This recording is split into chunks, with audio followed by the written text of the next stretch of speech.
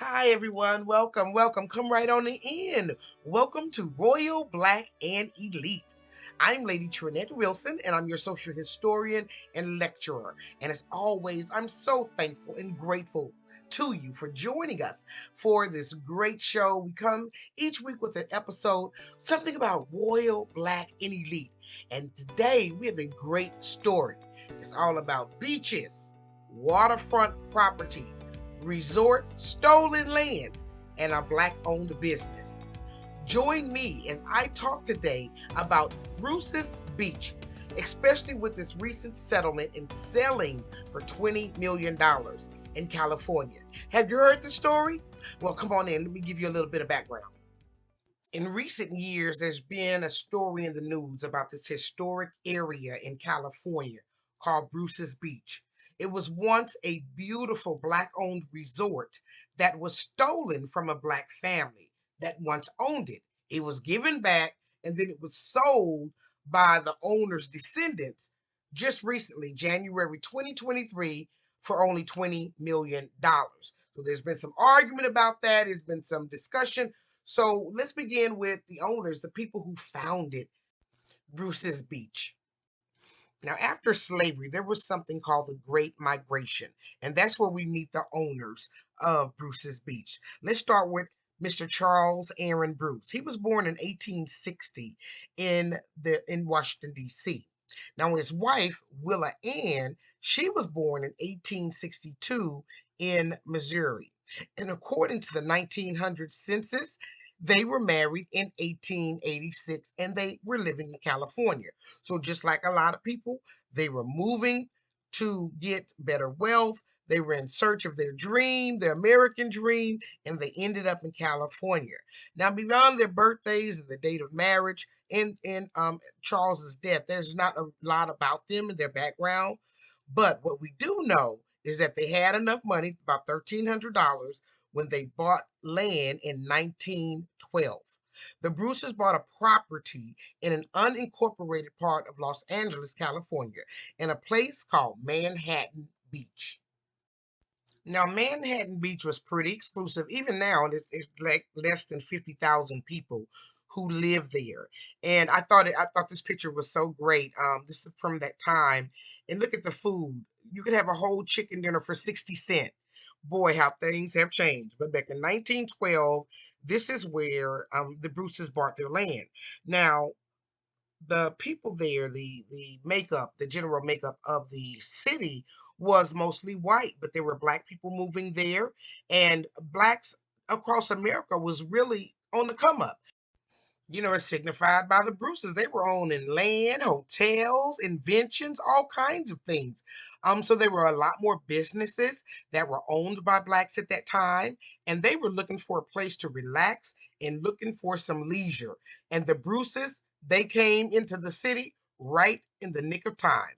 And so they built this resort and on the land that they bought again in 1912.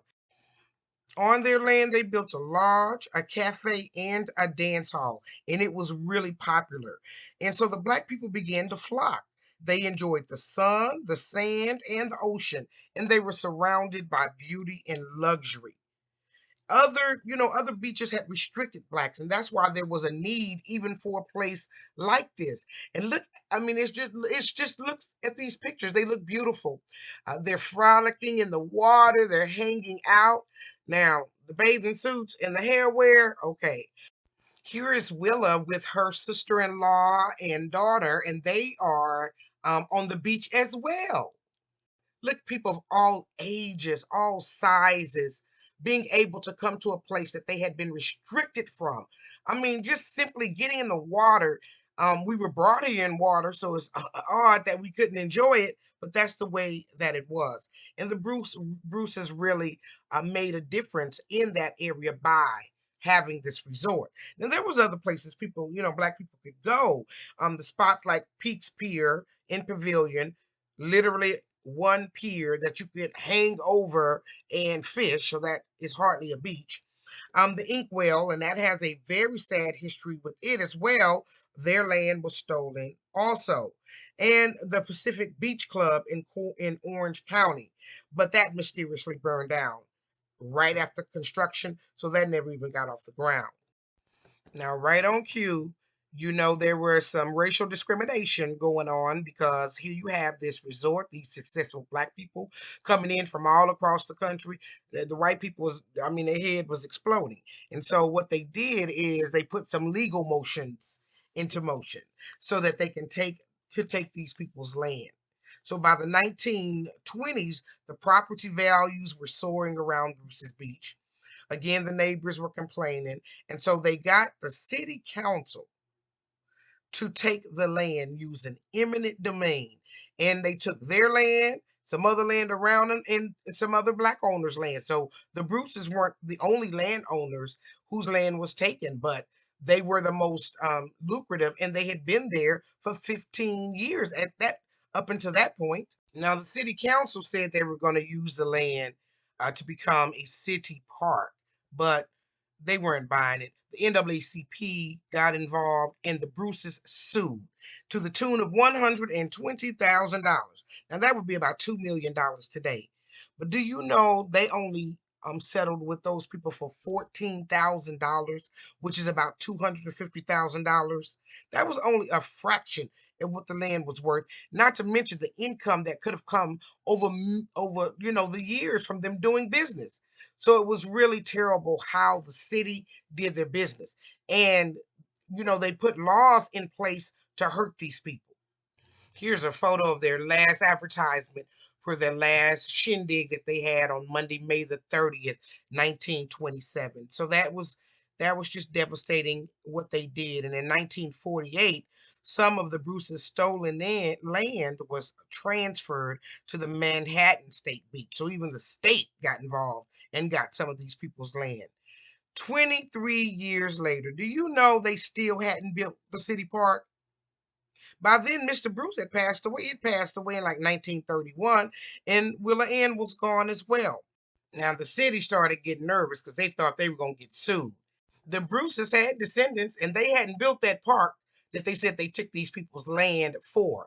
And voices started rising in the community, and advocates started getting on the city council. So, in 2007, they renamed it to Bruce's Beach. So they gave some light to it. People were like, well, what's Bruce's Beach? And who are these people? And what's going on? And so people started paying attention. Councilman Mitch Ward was another one, and local residents really started, making some noise. Now, by 1995, the county that owned the land, they had built a lifeguard administration building, and it sat on the land, and it was owned by the county. But the Bruce family were coming to get their land. They had located two great grandsons, one named Derek and one named Marcus, and they gave back the oceanfront parcels to the descendants. Now, if you will look, I mean, look how beautiful this place is now. So I could understand why, there was a fight. And look what they could have had if they would have kept Bruce's Beach and hadn't been taken away by the county and by the city and by the state.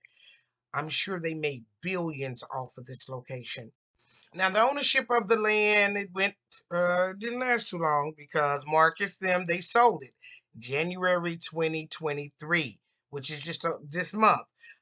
They said that they didn't live in California, they couldn't develop on the land, and basically the restrictions that California has in place, they weren't going to be able to do anything with the land.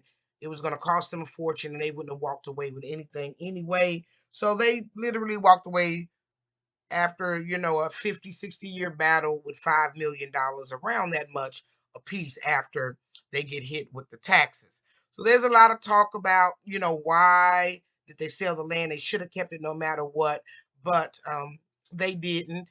But the city in my opinion, the county or the city should have made it a historical site, and they should have received a designated amount yearly or annually from the income that the city received from the site.